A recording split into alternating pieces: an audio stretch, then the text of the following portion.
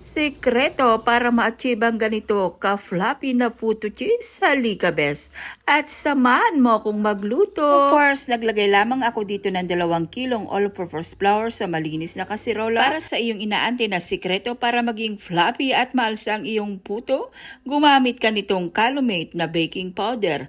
Siyempre, sinamahan ko rin ito ng 1 kilo na puting asukal. At para maging milky at creamy ang ating puto cheese, naglagay ako dito ng 2 pirasong evaporated milk. Sinamahan ko rin siya ng 7 sachet ng swak pack para maging creamy at milky ang puto cheese. I'm sure, bes, babalik-balikan ka ng iyong suki lovers. So anyway, mga bes, kaya nyo nakikitang medyo maraming ating niluluto dahil nga pa-order ko to, bes. Tapos, syempre, wag na wag mong kakalimutan itong 4 na piraso na itlog. Mix ko lang ng parang ganyan. Tapos, naghalo ako ng konting tubig. At optional lamang ang paglalagay ng vanilla. Kung wala kayo, wag mong ipilit.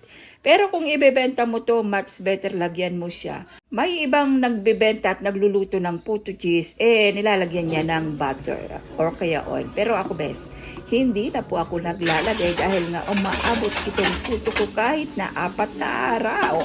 Kahit hindi siya naka-rep, bes, okay lang. Hindi siya mapapanis. So, syempre, sasalain mo siya hanggang ma-achieve mo yung consistency na yon. At bago mo ilagay sa ating molder, kailangan mo muna lagyan ng oil. Pahiram mo para hindi dumikit.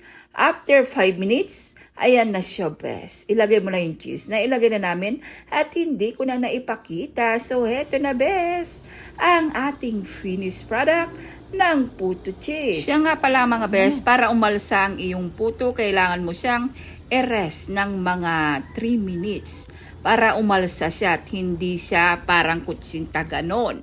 Kailangan mo talaga siyang i-rest. So, ganito siya, large bilaon na yun, 2 yung nagawa namin doon sa 2 kilot mahigit. Bali, 2 kilot mahigit po, dinagdagan ko pa po yung all-purpose. At ang pinuhunan ko po ay umabot ng 980. Binenta ko naman namang bawat large na puto cheese ay 800. So, bahala na kayo magkwenta kung magkano ang aking tubo. Para sa measurement naman po ng puto cheese, ilalagay ko na lamang po sa comment section. At hindi lang yan ang aking isi-share best dahil nga meron tayong binigay dito or dala ng aking manugang na nanggaling sa Pampanga, ang Taramindo or Sampalok. Bali, nilagyan lamang nila ng tubig. Hindi na kasi ako nagluluto nito, bese. Nilagay nila sa mainit na kawali, nilagyan niya ng tubig, konting asin, tapos ayan, pinakulo lamang niya. Pag kumulo na, naglagay siya ng maraming asukal. Bakit maraming asukal? Hindi naman maasim itong Taramindo na to, bes. Oo, ang tabis kaya nito nung tinikman ko. So, bali nilagyan pa nila ng harina para daw lumapot. Ewan ko, pero nagluto na ako ng ganitong Taramindo, bes. Nandyan din sa aking mga videos, pakihanap na lamang po. Hindi ko po siya nilagyan ng harina, pero kanya-kanya tayo ng way ng pagluluto kasi nagluluto dito yung aking manugang dahil yan daw yung gusto ng aking naglilihing anak.